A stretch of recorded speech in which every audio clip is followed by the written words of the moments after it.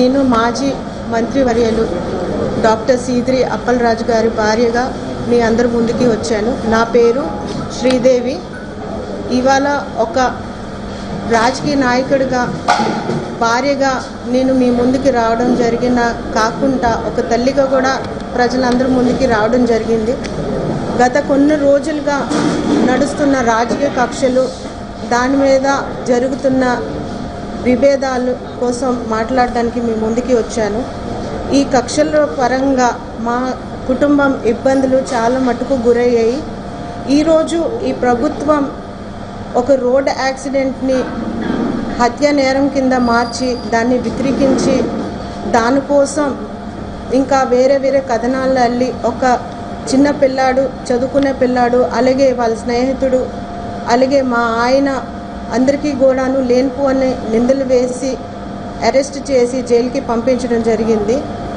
ఒక తల్లిగా చంద్రబాబు నాయుడు గారికి అడగాలనుకుంటున్నాను. అది ఏమంటే, చిన్నపిల్లలు రాజకీయాలు చేయకుండా, కక్షపూర్తిగా రాజకీయాలు చేయకుండా, ఒకవేళ రాజకీయ కక్షలు, రాజకీయ విభేదాలు ఏమైనా ఉంటే మా ఆయన అప్పలరాజు గారి మీద పోరాడండి.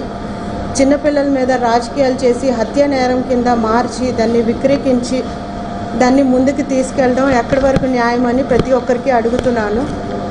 ఈరోజు గత 10 సంవత్సరాలుగా మేము అధికారంలో ఉన్నాము. అధికార పార్టీగా అలాగే ప్రతిపక్ష పార్టీగా మేమందరూ కూడా మీ ముందునే ఉన్నాము.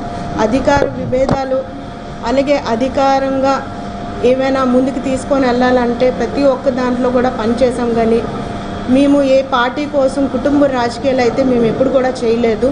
చంద్రబాబు నాయుడు గారికి ఒక్కటే అడగలుస్తున్నాను, దయచేసి ఒక వ్యక్తిపై ఇంత నిందలు మోపి హత్య నేరం కింద మార్చడం, సభాముఖంగా మా పేర్లు పెట్టి మాకు ముందుకు తీసుకొని వెళ్ళడం, ఇది మేము ఖండిస్తున్నామని మీ అందరికీ కూడా తెలియపరచుకుంటున్నాను. ఒక బీసీ నాయకుడిగా మీ అందరికీ తెలిసిన సీదిరి అప్పలరాజు గారు ఒక బీసీ నాయకుడిగా కూడాను గుర్తించలేదు. అలాగే 5 సంవత్సరాలు ఆయన మంత్రివర్యులుగా పనిచేశారు, దాన్ని కూడా గౌరవం లేదు. కనీసం 10 సంవత్సరాల నుంచి ఆయన చేసిన డాక్టర్ పనులకైనా గౌరవం లేదు. 10 సంవత్సరాల నుంచి ఆయన చేసిన పనులు మీరు ఒక్కసారి శ్రీకాకుళంకి వచ్చి చూడండి. ప్రతి మండలం అలాగే ప్రతి గ్రామానికి మీరు వెళ్ళి చూడండి, పరిశీలించండి.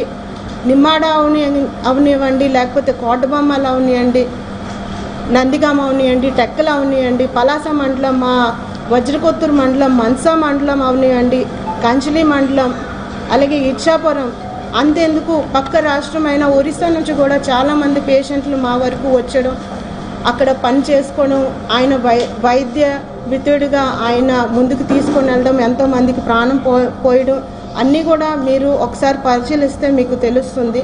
ఎందుకంటే ఆయన డాక్టర్గా ఆయన చాలా పనులు చేశారు, చాలా కష్టపడ్డారు, 24 గంటలు పని చేశారు. అంతేందుకు 4-5 నెలల కిందట మా ఊరు పలాసలో వెంకటేశ్వర స్వామి గుడిలో తొక్కులాటలు జరిగింది. ఆ తొక్కులాటలో కూడా చాలా ప్రాణాలు కోల్పోయారు. అందులో కూడాను ఆయన వంతు సాయం చేపించడానికి ఆయన ముందుకు వెళ్ళి ఒక 3 వ్యక్తులకి CPR చేసేసి ప్రాణం పోసిన రోజులు ఉన్నాయి. ఇంత కూడా జరుగుతున్నప్పటికీ కూడాను ఒక డాక్టర్ చేసిన మంచిని తీసుకొని వెళ్ళి క్రిమినల్గా నిందితుడిగా నిలబెట్టడం ఎంతవరకు న్యాయం అని ప్రతి ఒక్కరికి అడుగుతున్నాను.